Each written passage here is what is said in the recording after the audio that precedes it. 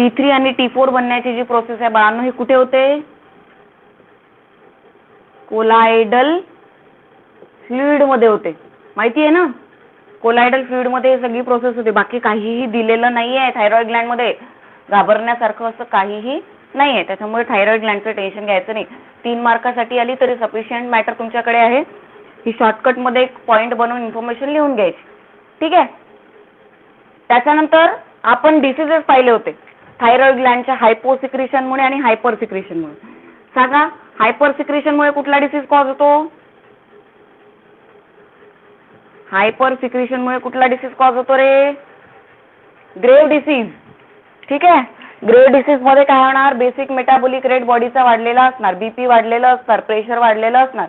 जे डोळे असतात ते bulging of eyes, bulging of eyes म्हणजे काय? डोळे बाहेर निघालेले असतात बघा काही लोकांचे असे मोठे मोठे बाहेर, तर तसं स्ट्रक्चर दिसतं बॉडीचं, तो झाला ग्रेव्ह डिसीज. कोणी तुम्हाला इंटरनल इन्फॉर्मेशन विचारणार नाही. त्याच्यानंतर हायपोसिक्रेशन मध्ये काही डिसीजेस बघितले होते आपण.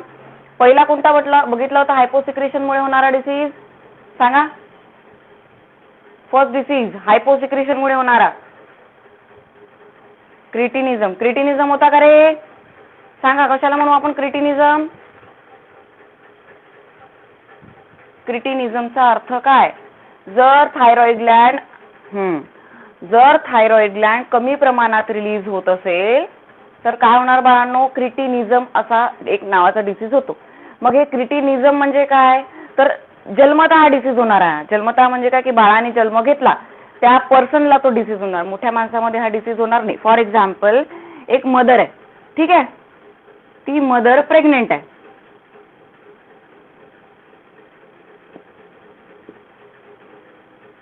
ती मदर प्रेग्नेंट आहे आणि आतमध्ये बेबी आहे आणि हिच्या बॉडीमध्ये मदरच्या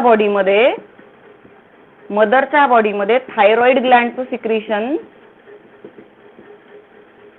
लेस आहे, कमी आहे. हिच्या बॉडीमध्ये, मदरच्या बॉडीमध्ये थायरॉइड ग्लँडचं सिक्रेशन कमी आहे. तर तिच्या गर्भामध्ये असणारा जो बाळ आहे बाळांनो, ऑब्विसली त्याला पण थायरॉइड हार्मोनची गरज आहे, कारण की तो तर छोटा आहे, आतमध्ये डेव्हलपमेंट सुरू आहे. त्याची थायरॉइड ग्लँड डेव्हलप झालेली असेल का? नाही. मग तो थायरॉइड हार्मोन कुठून घेणार? आपल्या मम्मीकडून घेणार. त्याला लागणारं थायरॉइड हार्मोन हा कुठून घेणार? तो मदरपासून घेणार. पण मदरच्याच बॉडीमध्ये जर थायरॉइड हार्मोन लेस अमाऊंट मध्ये प्रेझेंट असेल तर याला थायरॉइड हार्मोन मिळणार नाही. म्हणजे जो जन्म घेणारा बाळ आहे त्या बाळामध्ये क्रिटिनिझम नावाचा डिसीज होतो. कुठला? क्रिटिनिझम नावाचा डिसीज होतो. म्हणजे या बाळाची हाईट ग्रो होणार नाही, स्टंटेड, शॉर्ट सुचर म्हणतो. त्याच्यानंतर निनॅन्टियल जॉन्डिस म्हणजे जन्मतः याला जॉन्डिस होईल. असे बरेच सारे सेक्शुअल आणि फिजिकल अफेक्ट या बेबीवर होणार आणि याला म्हणतो आपण क्रिटिनिझम, ठीक आहे? सेकंड डिसीज कुठला बघितला होता आपण? मिक्झोडेमा. सेकंड डिसीज कुठला बघितला आहे? मिक्झोडेमा, ठीक आहे? मिक्झोडेमा मध्ये सुद्धा तुम्हाला कॅरेक्टरिस्टिक सांगितले आहे. स्किनची पफिनेस होणार, बॉडीचा बेसिक मेटाबॉलिक रेट लो झालेला असेल, बीपी लो झालेला असेल, सेक्शुअल कॅरेक्टरची डेव्हलपमेंट होणार नाही, रिटार्डेड सेक्शुअल कॅरेक्टर. कारण की थायरॉइड हार्मोन जो असतो ना बाळांनो, थायरॉइड हार्मोन जो असतो ना तो बॉडीच्या फिजिकल, मेंटल आणि सेक्शुअल या तीनही ग्रोथ साठी थायरॉइड हार्मोनची गरज असते. म्हणजे T3 आणि T4 ची गरज असते. हाय अमाउंट मध्ये T3 रिलीज होतो. या तीनही गोष्टीवर जर थायरॉइड हार्मोनचं प्रमाण कमी झालं तर या तीनही गोष्टीवर अफेक्ट होणार. फिजिकली ग्रोथ होणार नाही बरोबर, मेंटली आणि सेक्शुअली. त्याच्यानंतर लास्ट आपण डिसीज पाहिला होता सिंपल गॉइटर, ठीक आहे? सिंपल गॉइटर बद्दल काय बोललो होतो आपण? की ज्यांच्यामध्ये आयोडीनचं प्रमाण कमी असतं त्याला घेंगा म्हणायचे आधीच्या काळामध्ये, घेंगा समथिंग, ओके? तर गळ्यामध्ये ती जी थायरॉइड ग्लँड आहे ती स्वेलअप होते, तिला सिंपल गॉइटर असं म्हणतो. आणि ज्याच्या अन्नामध्ये सॉल्ट मध्ये आयोडीनचं प्रमाण कमी आहे त्यांच्यामध्ये तो डिसीज होतो, ठीक आहे? याच्यामध्ये कोणाला डाऊट आहे?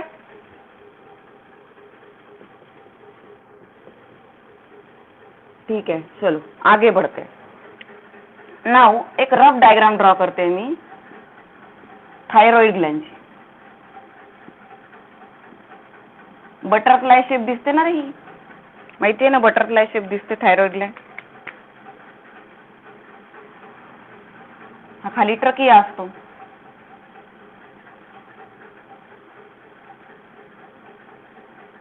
खाली ट्रकियल ट्यूब असते. वरती काय असते रे?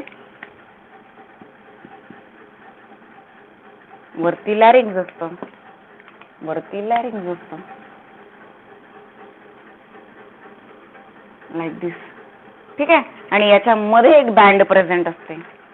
ग्रीन संपला वाटते माझा, पुरीने खराब केला. इथे एक बँड प्रेझेंट असतो. याचं नाव काय दिलं होतं आपण? इस्थमस. ठीक आहे. आणि बघा, याच्यामध्ये आपण पाहिलं होतं की क्युबॉइडल सेल असतात ना याच्यामध्ये, असे असे गोल गोल अरेंज झालेले. आठवते? थायरॉइड ग्लँडचा टीएस काढलेला आहे बघा तुमच्या डायग्राम मध्ये. हे असे सेल प्रेझेंट आहेत. कोणते सेल आहेत हे? Interfollicular cell. ठीक आहे. असे सेल प्रेझेंट आहे. आणि याच्यामधून काय हार्मोन, कुठले हार्मोन रिलीज होतात? कुठले हार्मोन रिलीज होतात? ह्या आतमधून कोलायडल मास मधून कुठले हार्मोन रिलीज होतात? आठवा. T3 आणि T4. थायरॉइड ग्लँड रिलीज करताना कोलायडल मासच्या आतमध्ये म्हटलं ना आपण प्रेझेंट असते T3 आणि T4. आणि याच्या सोबत पुन्हा काही सेल आतमध्ये प्रेझेंट असतात. त्यांचं नाव काय दिलं होतं रे आपण?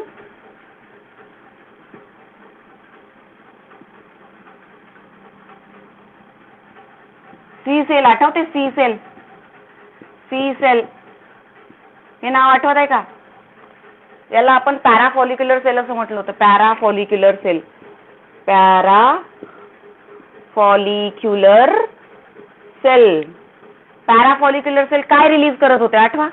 इम्पॉर्टंट आहे, ते शिकणार आहोत आपण आज. पॅराफॉलिक्युलर सेल रिलीज करत होते कॅल्सिटोनिन नावाचं हार्मोन. पॅराफॉलिक्युलर सेल कॅल्सिटोनिन नावाचं हार्मोन रिलीज करत होते. आणि कॅल्सिटोनिन चं काम बाळांनो काय असतं? ब्लड मध्ये in blood maintain calcium and phosphorus level blood मध्ये. कारण की बघा, ही थायरॉइड ग्लँड इथे प्रेझेंट आहे. ठीक आहे. ही ट्रकियल ट्यूब आहे, लॅरिंग्स आहे. तर इथून रिलीज होणारे जे हार्मोन्स आहे ऑब्विसली कुठे जाणार आहे? बाजूला काय आहे आपलं? ब्लड आहे ना. याच्या आजूबाजूला काय आहे? ब्लड आहे की नाही बॉडीमध्ये. मग इथून रिलीज होणारे हार्मोन कुठे जाणार आहे? कुठे जाणार आहे? ऑब्विसली ब्लड मध्ये जाणार आहे. ठीक आहे. तर हे जे पॅराफॉलिक्युलर सेल असतात किंवा सी सेल असतात, यांचं काम आहे कॅल्सिटोनिन नावाचं हार्मोन रिलीज करणं. आणि कॅल्सिटोनिन कशासाठी असतं? तर ब्लड मध्ये कॅल्शियम आणि फॉस्फरसचं लेवल मेंटेन करण्यासाठी असतं. ब्लड मध्ये कॅल्शियम आणि फॉस्फरसचं लेवल मेंटेन करण्यासाठी असतं.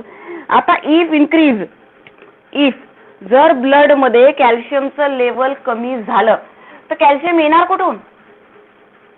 तुम्हाला माहिती आहे की बिग सोर्स ऑफ कॅल्शियम आपल्या बॉडीमध्ये काय आहे रे? बिग सोर्स ऑफ कॅल्शियम आपल्या बॉडीमध्ये काय आहे?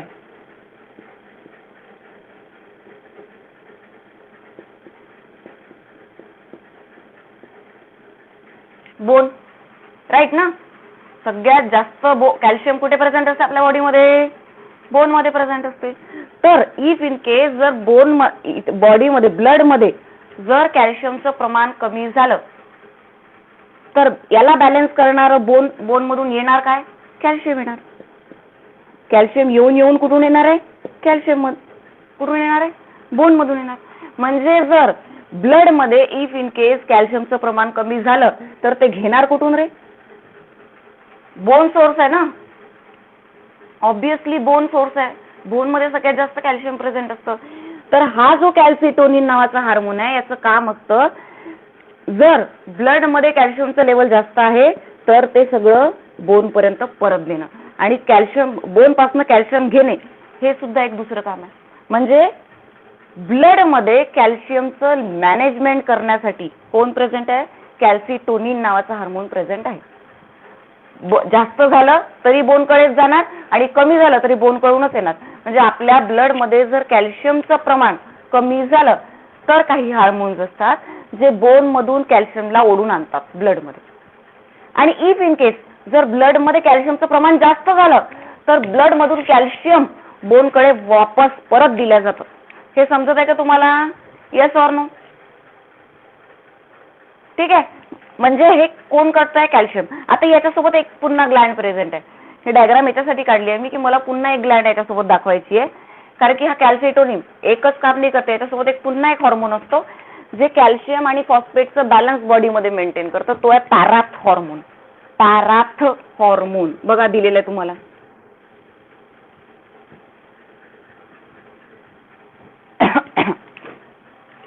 का बरं पडत आहे रे? पॅराथ hormone.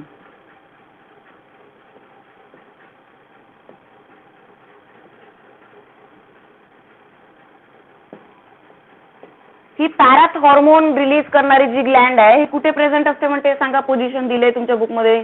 It is present on the posterior side of the thyroid gland. ही तुम्हाला मी समोरून दाखवली. समोर अँटेरियर, हा पोर्शन अँटेरियर, याचा बॅक. या थायरॉइड ग्लँडच्या पोस्टेरियर पोर्शनवर बाळांनो पॅराथ ग्लँड प्रेझेंट असते. आता हे मिटवते. हे तुम्हाला क्लिअर झालंय आता ही डायग्राम? आता या आतमधलं मिटवत आहे मी. ठीक आहे. आता बघा आपण हिला उलटी करू. उलटी म्हणजे ओमेटिंग नाही. ही आता सरळ होती ना, आता याचा बॅक साइड पाहणार आहोत. याच्या बॅक साइडवर काय प्रेझेंट असतं म्हणते? याच्या बॅक साइडवर काय प्रेझेंट असतं म्हणते? पॅराथ ग्लँड प्रेझेंट असते. अशी छिद्र दिसतात. थायरॉइड ग्लँड समोरून पाहिली आपण. आता मागं याला उलट पलटवायचं आहे आणि बॅक साइडला काय दिसणार आहे त्याच्या? Parathyroid gland present on the posterior side of the thyroid gland. दिलाय का सेंटेन्स? सेंटेन्स दिलाय तुमच्या बुकमध्ये? ओके. तर उलटा केला आणि त्याच्या बॅक साइडला तुम्हाला पॅराथ ग्लँड दिसली. पॅराथ ग्लँड दिसली. आता बघा बाळांनो, ही जी पॅराथ ग्लँड आहे याच्यामध्ये 4 पार्ट मध्ये डिवाइड झालंय. 4 राउंडेड बॉडीज प्रेझेंट आहे. ठीक आहे. वरचे जे आहे त्याला काय म्हणू आपण? Upper one, superior. वरचे जे आहेत ते सुपेरियर आणि लोअरला काय म्हणू रे आपण? इन्फेरियर. सुपेरियर आणि इन्फेरियर अशा 2 पार्ट मध्ये त्या पॅराथ ग्लँड रिलीज झालेला आहे. याच्यातून रिलीज होणारं जे हार्मोन आहे त्याचं नाव आहे पॅराथ हॉर्मोन. पीटीएच. कुठला हार्मोन रिलीज होतो बाळांनो? पॅराथ हॉर्मोन रिलीज होतो. त्याला पीटीएच असं म्हटलेलं आहे. ठीक आहे. यालाच आपण सेकंड नेम कॉलिप्स हॉर्मोन असं दिलेलं आहे. कॉलिप्स हॉर्मोन असं दिलेलं आहे. बघा तुमच्या टेक्स्टबुक मध्ये काहीही डिफिकल्ट नाही आहे. थायरॉइड ग्लँड जसं डिस्कस केलं आपण तसं आपण याला डिस्कस करणार आहोत. ठीक आहे. कॉलिप्स हॉर्मोन असं म्हटलेलं आहे. डन? समजलंय? ओके. हा पण काय काम करतो? जसं यांनी कॅल्शियमचं बॅलन्स मेंटेन केलं याचं पण आहे. आता आपण जेव्हा डायग्राम मध्ये जाऊ तेव्हा तुम्हाला समजणार दोघं एकमेकांशी कसे रिलेटेड आहे. फक्त आपण आता जनरल इन्फॉर्मेशन बघतोय. हा काय करणार? कॅल्शियम जे आहे, कॅल्शियम जे आहे ते कॅल्शियम डायजेस्टिव्ह ट्रॅक्ट आणि इंटेस्टाईन मध्ये पाठवण्याचं काम करतो. डायजेस्टिव्ह ट्रॅक्ट आणि इंटेस्टाईन मध्ये पाठवण्याचं काम याचं आहे. आता कसं आहे ते आपण पुढे डिस्कस करणार आहोत. एवढी इन्फॉर्मेशन समजली का तुम्हाला? एवढी इन्फॉर्मेशन समजली का बाळांनो? Yes or no? ठीक आहे. आता बघा पुढे जाऊ आपण. म्हणजे सी सेलचं नाव, रिलीज होणाऱ्या हार्मोनचं नाव कॅल्सिटोनिन. ठीक आहे. आणि पॅराथ ग्लँडनी रिलीज केलेल्या हॉर्मोनचं नाव पॅराथ हॉर्मोन. आता बघा हा पॅराथ हॉर्मोन आहे. हा केव्हा आपली ऍक्शन शो करतो? जेव्हा ब्लड मध्ये कॅल्शियमचं लेवल लो असतं. इफ कॅल्शियम लेवल लो, ज्यावेळेस ब्लड मध्ये कॅल्शियमचं लेवल लो असणार त्यावेळेस पॅराथ हार्मोन काय करतो? ब्लड मध्ये, चुकलं काय? आता डोकं नाही चालणार माझं. ठीक आहे. काय म्हणतोय आपण? पॅराथ हार्मोन आहे.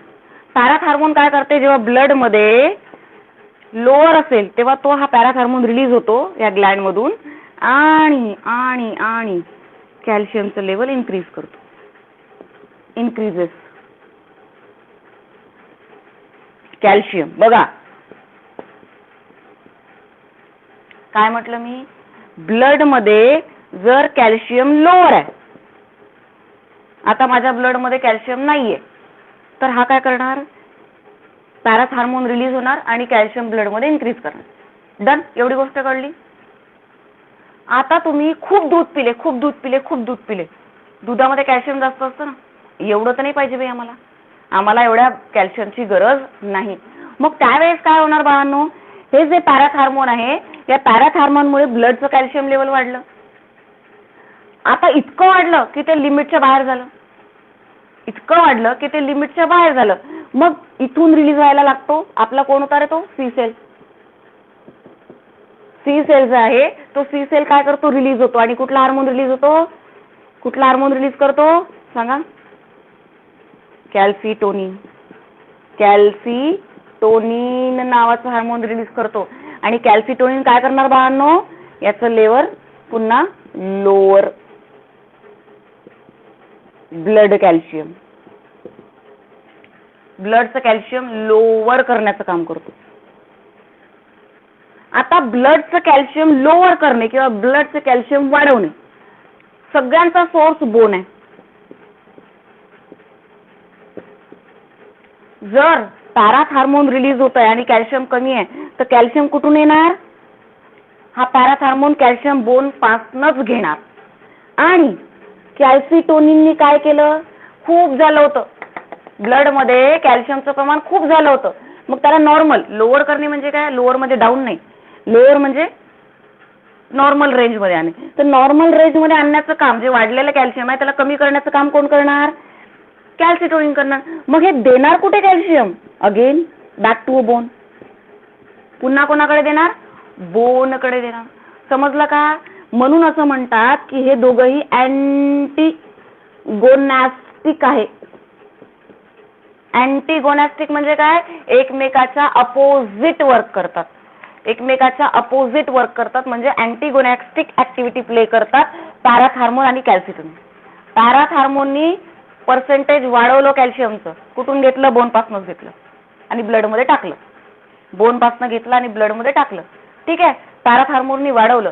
आता इतकं वाढलं त्याच्यानी की ते आता लोअर करायची गरज आहे, कारण की जास्त कॅल्शियमचे गोळे बनतात ना, किडनी स्टोन होतं ना बॉडीमध्ये. Yes or no? मग आपल्याला खूप जास्त कॅल्शियम पण नाही पाहिजे. मग ते पर्सेंटेज कमी करण्यासाठी, सी सेल कॅल्सिटोनिन नावाचा हार्मोन रिलीज करतो. आणि ते काय करणार? जे इन्क्रीज झालेलं कॅल्शियम आहे त्याला लोअर करणार, म्हणजे नॉर्मल करणार. आणि कॅल्शियम लोअर करणे म्हणजे काय? की ब्लड मधलं कॅल्शियम घेणे, ओढणे, ऍब्झॉर्ब करणे आणि बोनला परत देणे. क्लिअर आहे इतकी गोष्ट? म्हणजे एकाने वाढवलं आणि दुसऱ्याने कमी केलं. इट इज अँटीगोनॅस्टिक ऍक्टिव्हिटी, याला म्हणतात अँटीगोनॅस्टिक ऍक्टिव्हिटी. क्लिअर आहे बाळांनो? Yes or no? कोणाला डाऊट आहे? आगे बढू. चलो, आता बघा दोन डिसीजेस दिले आहे तुम्हाला. एक तर सिक्रिशन जास्त झालं तर काय होणार, आणि एक तर सिक्रिशन कमी झालं तर काय होणार. पॅराथ हार्मोन जर हायपो सिक्रिशन झालं, हायपो म्हणजे काय रे? लेस, लो सिक्रिशन जर झालं, पॅराथ हार्मोनचं लो सिक्रिशन जर झालं बाळांनो, तर कॅल्शियम जास्त असणार का ब्लड मध्ये? सांगा.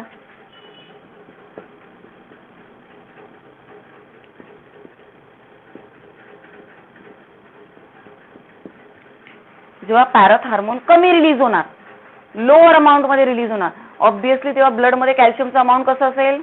सांगा. कॅल्शियमचं अमाऊंट कसं असेल? सांगा. लो असेल. ठीक आहे. आणि या डिसीजला म्हणतात पॅराथायरॉइड टिटॅनी. पॅराथायरॉइड टिटॅनी. फक्त हायपो आणि हायपर मुळे होणारे डिसीजेसचे नाव लक्षात ठेवा. याला काय म्हणतात? कोलिप्स हार्मोन म्हणतात पॅराथ हार्मोनला. ठीक आहे, हे पण गोष्ट डोक्यात ठेवा. पॅराथायरॉइड टिटॅनी असं म्हणतात. आणि दुसरं नाव दिलंय बघा तुम्हाला, काय दिलेलं आहे? हायपोकॅल्सिमिक टिटॅनी, हायपोकॅल्सिमिक टिटॅनी. जर पॅराथ हार्मोन कमी रिलीज झाला तर पॅराथायरॉइड टिटॅनी कॉज होईल. याचा अर्थ काय? ब्लड मध्ये कॅल्शियमचं लेवल कमी असणार, त्याच्यामुळे एक प्रेशर क्रिएट होतं, एक इम्पल्स क्रिएट होते ब्लड मध्ये, आणि त्याच्यामुळे जे बोन्स असतात त्या बोन्स मध्ये स्पॅम किंवा क्रॅक क्रिएट होते. स्पॅम किंवा क्रॅक क्रिएट होते. बघा तुमच्या बुक मध्ये दिलेलं असेल, ट्विच दिसतंय का? स्पॅम किंवा ट्विच म्हणजे काय? तुमचे बोन्स असे क्रॅक जाते बोन मध्ये, कारण की जी कॅल्शियमचं लेवल जर ब्लड मध्ये कमी असेल तर त्याच्यामध्ये प्रेशर क्रिएट होतं आणि एक इम्पल्स क्रिएट होते, आणि त्या इम्पल्समुळे तुमचे बोन्सवर स्पॅम किंवा ट्विच म्हणजे एक क्रॅक जाऊ शकतं. याला म्हणतात हायपोसिक्रिशन ऑफ पॅराथ हार्मोन, म्हणजेच काय? पॅराथायरॉइड टिटॅनी. क्लिअर आहे का ही गोष्ट बाळांनो? येस ऑर नो सांगा. कोणाला डाऊट आहे? काय उचलायचंय याच्यातलं? काय उचलायचंय? कुठे प्रेझेंट असते रे? पोस्टेरियर साइडवर प्रेझेंट असते. 4 राउंडेड बॉडीज असतात, सुपेरियर असते, इन्फेरियर असते. याला कोलिक्स हार्मोन असं म्हणतात. कॅल्शियम फॉस्फेटचं बॅलन्स मेंटेन करते. संपला विषय. ठीक आहे. हायपोमुळे होणारा डिसीज, हायपरमुळे होणारा, हायपरमुळे दिला नाही अजून मी, हायपरमुळे होणारा डिसीज, हायपर सिक्रिशनमुळे. काय होतं हायपर सिक्रिशनमुळे सांगा? इन्क्रीज होतं, कॅल्शियम इन्क्रीज होणार. ठीक आहे.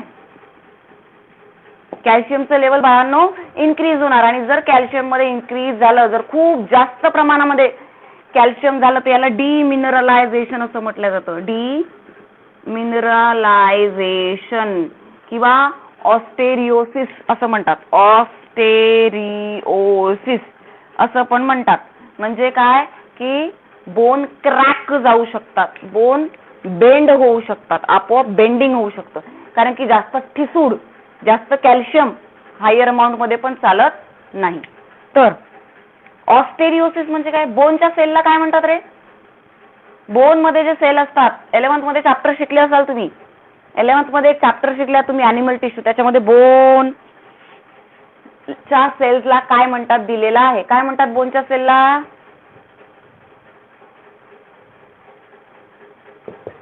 ऑस्टिओसाइट्स म्हणतात ना, आठवा. ऑस्टिओसाइट्स, बोनचे सेल म्हणजे ऑस्टिओसाइट्स. आणि जर बोनचे सेल तुटायला लागले तर हिला म्हणतात ऑस्टेरिओसिस. ऑस्टेरिओपोरेसिस दिले आहे. काय दिलेलं रे? ऑस्टेरिओपोरेसिस आहे. ऑस्टेरिओपोरेसिस, ऑस्टेरिओपोरेसिस म्हणजे बोन ब्रेक व्हायला लागतात, तुटायला लागतात, जर हायपर सिक्रिशन झालं पॅराथ हार्मोनचं तर. ठीक आहे. का बरं? मला सांगा एक गोष्ट, हार्मोन, पॅराथ हार्मोनचं काम काय आहे की ब्लड मधून सगळं कॅल्शियम काढून टाकणं, बरोबर ना? सॉरी, ब्लड मध्ये कॅल्शियमचं प्रमाण वाढवणं हे पॅराथ हार्मोनचं काम आहे. आणि जर खूप अमाऊंट मध्ये पॅराथ हार्मोन रिलीज झाला तर तो कॅल्शियम ब्लड मध्ये वाढवणार. मग आता कुठून काढणार कॅल्शियम? कॅल्शियम घेणार कुठून ब्लड मध्ये टाकायला? बोन्स मधून. म्हणजे सगळं बोन मधून कॅल्शियम कुठे चाललंय? ब्लड मध्ये चाललंय. मग बोन मधलं तर कॅल्शियम कमी होतं ना, वाढत कुठलं आहे? ब्लडचं. आणि कमी कुठलं होत आहे? बोनचं. मग ऑब्विसली ना बाळा, बोन कसे होणार आपले? ठिसूळ होणार, बेंड होणार, कारण की कॅल्शियम आता हाय अमाऊंट मध्ये ब्लड मध्ये प्रेझेंट आहे आणि लो अमाऊंट मध्ये बोन मध्ये प्रेझेंट आहे. म्हणून हा जास्त रिलीज झालेला पण आपल्याला चालत नाही. क्लिअर आहे इतकी गोष्ट? Yes or no? Clear everyone? चलो आगे बढ़ो. ओके.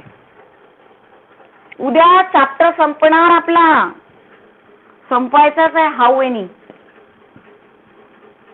चान्सेस तर कमी वाटतात. आज 15 मिनिटं लेट झाला क्लास, नाहीतर मे बी तो उद्यापर्यंत पाहू. चला, काय बोलले मी? हां, तर पॅराथ हार्मोन क्लिअर आहे तुम्हाला? लक्षात ठेवा, पॅराथ हार्मोन वाढवणार, कॅल्सिटोनिन कमी करणार, खतम बात. देन थायमस ग्लॅन्ड, काहीच दिलेलं नाहीये थायमस ग्लॅन्ड मध्ये. काय डोक्यात ठेवायचं आहे? कुठे प्रेझेंट असते? अप्पर थोरॅक्स, आपली जे थोरॅक्स आहे, हा जो एवढाही पोर्शन आहे आपला, हा थोरॅक्स रिजन आहे. ठीक आहे, थोरॅक्सच्या अप्पर पोर्शनला प्रेझेंट असते आणि हार्टच्या डॉर्सल कंडिशनला प्रेझेंट असते. हे आपली वेंट्रल.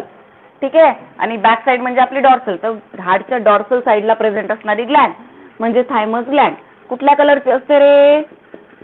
पिंकिश कलरची बायलोब्ड ग्लॅन्ड असते. काहीही डोक्यात ठेवायचं नाही, जास्त डोक्याला संताप द्यायचा नाही. नाक काबर खाजवत आहे आता? काही कळत नाही मला, सर्दी होणार की काय? काय म्हणताय मी? पिंकिश बायलोब्ड ग्लॅन्ड आहे जी अप्पर थोरॅक्स रिजन मध्ये प्रेझेंट असते आणि हार्टच्या डॉर्सल रिजन मध्ये प्रेझेंट असते बाळांनो. आणि याचं फंक्शन काय आहे? कुठला हार्मोन रिलीज करते? तर ही हार्मोन रिलीज करते थायमोसिन. थायमोसिन नावाचं हार्मोन रिलीज करते. तर डोक्यात ठेवण्याची गोष्ट काय आहे? कुठलं हार्मोन रिलीज करते, हे गोष्ट डोक्यात ठेवायची आहे तुम्हाला.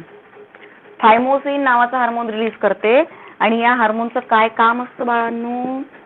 इम्युन्यू सिस्टीमला ऍक्टिव्हेट करणे. कशाद्वारे? टी लिम्फोसाइट जे आहेत त्या टी लिम्फोसाइटला ऍक्टिव्हेट करतात, हे स्टिम्युलेट करतात. उठा बाळांनो, उठा झोपेतून. टी लिम्फोसाइट बॉडीमध्ये आहेत, त्यांना झोपेतून उठण्याचं काम, स्टिम्युलेट करण्याचं काम कोणाचं असतं रे? थायमोसिन. थायमोसिन नावाच्या हार्मोनचं असतं. म्हणजेच काय की आपल्या बॉडीमध्ये काय प्रोड्यूस होणार? अँटीबॉडीज प्रोड्यूस होणार. शिकले आहात तुम्ही? शिकले ना? अँटीबॉडी केव्हा प्रोड्यूस होत असते? बॉडीमध्ये अँटीबॉडीज केव्हा प्रोड्यूस होतात नम्रता? अँटीजेन अटॅक थोडी करतो ग. अँटीजेन ऍक्च्युली जेव्हा बाहेरचे बॅक्टेरियाज आपल्या बॉडीमध्ये येतात त्यावेळेस त्यांचे अँटीजेन आपल्या बॉडीमध्ये येतात. तर आपल्या बॉडीचे अँटीजेन त्यांना रिकॉग्नाइज करतात की यार ये तो मेरे वाले नहीं है, ये जो एंटीजन आए हैं बाहर से ये तो मेरे नहीं है, मेरे वाले तो बहुत प्यारे प्यारे थे एंटीजन और इसके तो ड्रैकुला टाइप एंटीजन है, तो ये एंटीजन मेरे नहीं है, तो एंटीजन बाहर से आए हुए, मतलब बैक्टीरिया ने अटैक किया है. तब उस टाइम जब एंटीजन का स्टिम्युलाई मिलता है तो उस टाइम क्या होता है? बॉडी में एंटीबॉडीज प्रोड्यूस होती है. तेव्हा काय होणार? बॉडीमध्ये अँटीबॉडीज प्रोड्यूस होणार जेव्हा एखादा बॅक्टेरिया इन्फेक्शन करतो आणि त्याचे अँटीजन आपल्या बॉडीमध्ये एंटर करतात. ठीक आहे, so it is called as a antibody. डोक्यात राहील थायमोसिन ग्लॅन्ड. थायमस ग्लॅन्ड एकच हार्मोन रिलीज करतात, थायमोसिन नावाचं. त्याचं काम आहे इम्युन सिस्टीमला ऍक्टिव्हेट करणे. कसं ऍक्टिव्हेट करणार? स्टिम्युलेट करणार टी लिम्फोसाइटला. टी लिम्फोसाइट स्टिम्युलेट झाली की काय होणार? अँटीबॉडीज प्रोड्यूस होणार. क्लिअर आहे की गोष्ट? Yes or no? Yes or no? ठीक आहे, सोपं आहे, काहीही डोक्यात ठेवायचं नाही भारुडे. फक्त एवढंच, हार्मोनचं नाव थायमस ग्लॅन्ड. थायमोसिन नावाचं हार्मोन रिलीज करते जे इम्युनिटी सिस्टीमला ऍक्टिव्हेट करतं, टी लिम्फोसाइटला ऍक्टिव्हेट करतं. खतम बात. अंडरलाईन करून ठेवायचे ते इम्पॉर्टंट वर्ड, बाकी भारूड वाचायची गरज नाहीये. बघा ॲड्रेनल ग्लॅन्ड.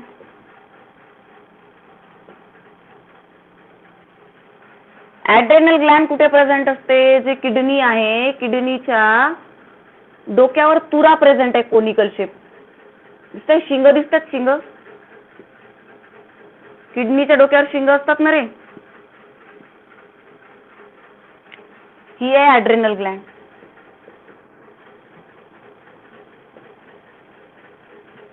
या ॲड्रेनल ग्लॅन्डचे दोन ओरिजिन असतात, मिझोडम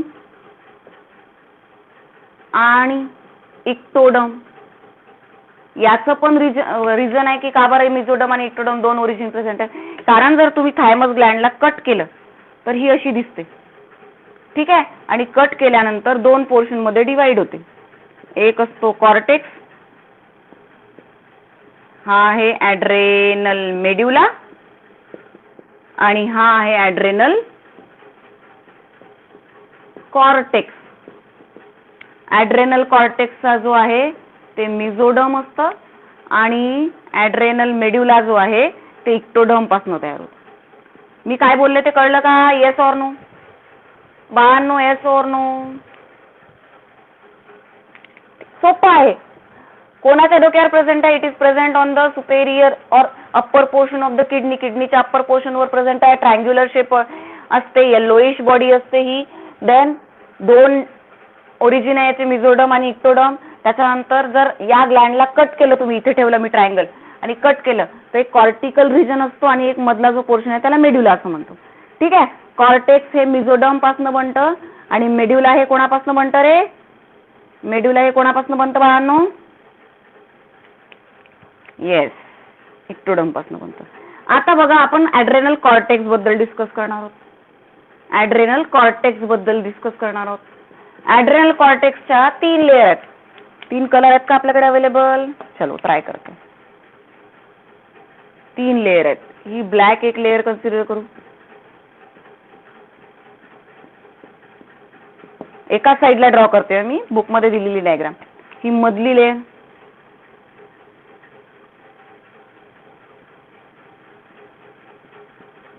ठीक आहे, रेड कलरनी मधली लेयर. 3 लेयर आहेत कॉर्टेक्सच्या. ह्या अशा जाणार, ह्या माहिती आहे ना, अशा अशा जाणार. आणि एक असते इनर लेयर. 3 लेयर अशा.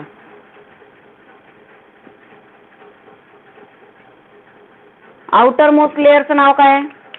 आउटर मोस्ट लेयरचं नाव काय?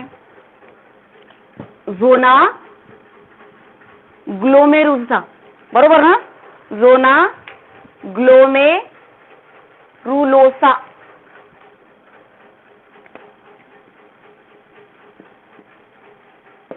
Outer most zona glomerulosa. दुसरी आहे झोना फॅसिक्युलॅटा. आणि आतमधली जी लेयर आहे निळ्याने शो केली आहे ती झोना रेटिक्युलॅटा किंवा रेटिक्युलॅरिस. समजलं का मी काय म्हटलं? ॲड्रेनल कॉर्टेक्सला कापलं, कापल्यानंतर त्याच्या 3 लेयर दिसल्या, वेगवेगळ्या प्रकारचे लेयर दिसल्या. जी आउटर मोस्ट होती ब्लॅक कलरने शो केली आपण, ती झोना ग्लोमेरुलोसा आहे. जी मिडल वन आहे तिचं नाव झोना फॅसिक्युलेटा आहे आणि तिसरी जी आहे तिचं नाव झोना रेटिक्युलॅरिस आहे. आणि जर आठवत नसेल तर कसं आठवायचं रे? जी एफ आर. GFR आठवतं ना तुम्हाला? GFR आठवत आहे का? GFR आठवतो बाळा तुम्हाला? कुठे शिकलो होतो GFR? GFR कुठे शिकले? किडनी मध्ये ना. ग्लोमेरुलस फिल्ट्रेशन रेट आठवा. ग्लोमेरुलस फिल्ट्रेशन रेट शिकले तुम्ही किडनी मध्ये. तर याला डोक्यात ठेवायचं कसं? GFR, आउटर मोस्ट ग्लोमेरुलोसा, फॅसिक्युलेटा आणि रेटिक्युलॅरिस. जे ग्लोमेरुलस आहे ते कुठला हार्मोन रिलीज करते? मिनरलोकॉर्टिकॉइड. मिनरलोकॉर्टिकॉइड नावाचं हार्मोन रिलीज करते. ही ग्लुकोकॉर्टिकॉइड नावाचं हार्मोन रिलीज करते. ग्लुकोकॉर्टिकॉइड नावाचं हार्मोन रिलीज करते. आणि लास्ट वाली जी आहे ही गोनॅडोकॉर्टिकॉइड हे हार्मोन रिलीज करते. कॉम्प्लिकेटेड वाटतंय का? उद्या बघू. ठीक आहे, उद्याच बघू, वेळ झाली आहे तशी पण. उद्या बघू आपण ॲड्रेनल ग्लँड. ठीक आहे, डन. ओके, चलो बाय बाय एव्हरीवन.